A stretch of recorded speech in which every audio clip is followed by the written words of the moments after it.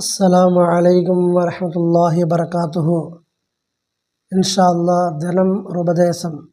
அன்புள்ளம் கொண்ட இஸ்லாமிய பெரியவர்களே, சகோதரர்களே, அல்லாஹு தஆலாவின் நல்லடியார்களே, அல்லாஹ் தன் அடியார்களுக்கு அழகான ஒரு ஒழுக்கத்தை கற்பித்து கொடுக்கின்றான்.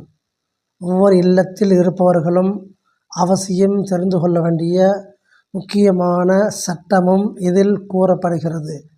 இத்தகைய அழகிய ஒழுக்க முறை இவ்வளவு தெளிவாக வேறு எந்த வேதத்திலும் சொல்லப்படவில்லை.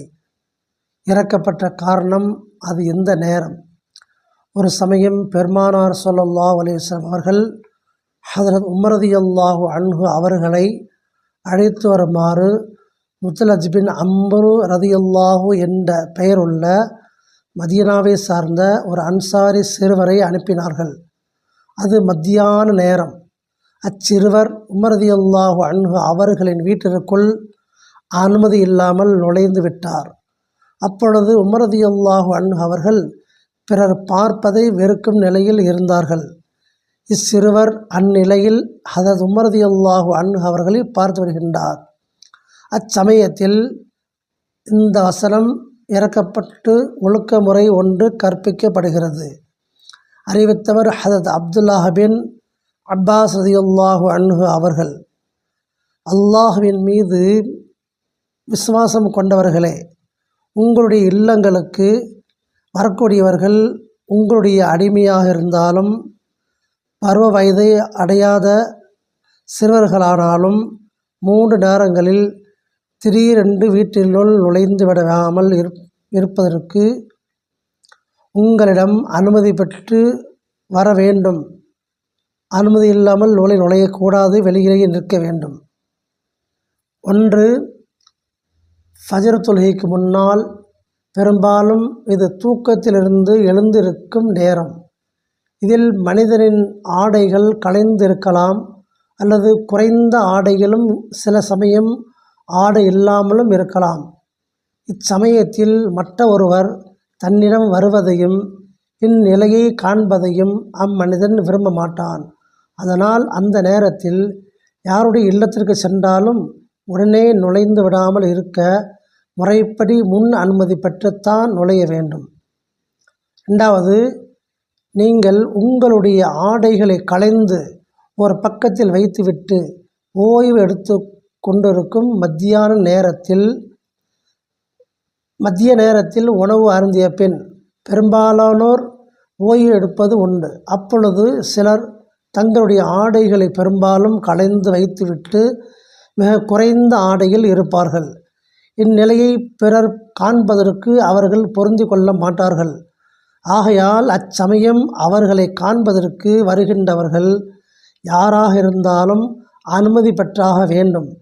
கடும் கோடையாக இருக்கும் காலத்தில் மதிய நேரத்தில் வெயில் கடினமாக இருக்குமாதலால் அப்பொழுது அநேகர் தங்களுடைய ஆடைகளை களைந்து வைத்துவிட்டு பெயரளவில் ஏதாவது ஒரு ஆடையை அணிந்து கொண்டிருக்கும் மனிதர் அப்பொழுது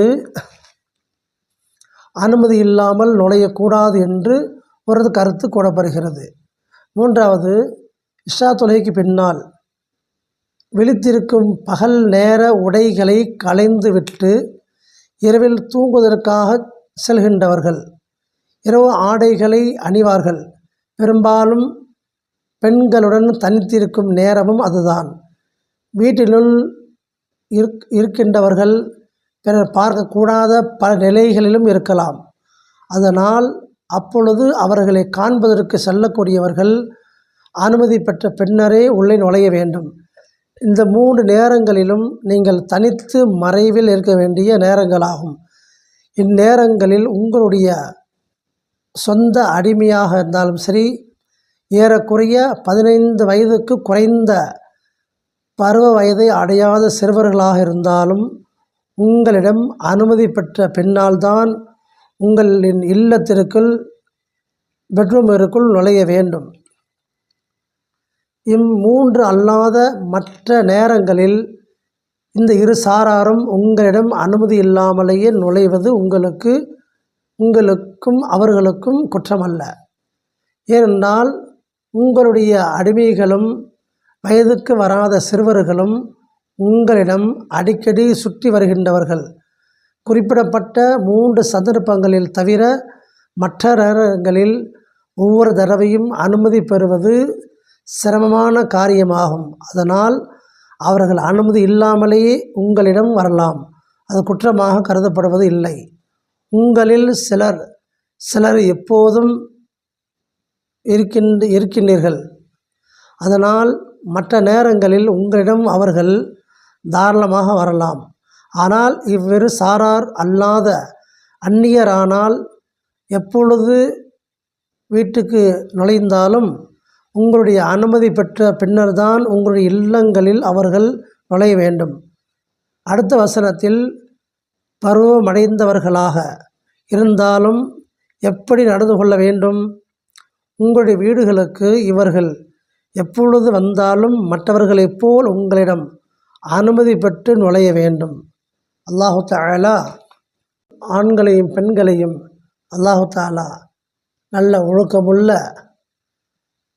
வாழ்க்கையை வாழ்வதற்கு சலாம் சொல்லிவிட்டு நுழையக்கூடிய பாக்கியத்தையும் அல்லாஹ் நம் அனைவருக்கும் தந்தல் புரிவானாக. ஆஹிர் தஅவானா அல்ஹம்துலில்லாஹி ரப்பில் ஆலமீன். அஸ்ஸலாமு அலைக்கும் வரஹ்மத்துல்லாஹி வபரகாத்துஹு.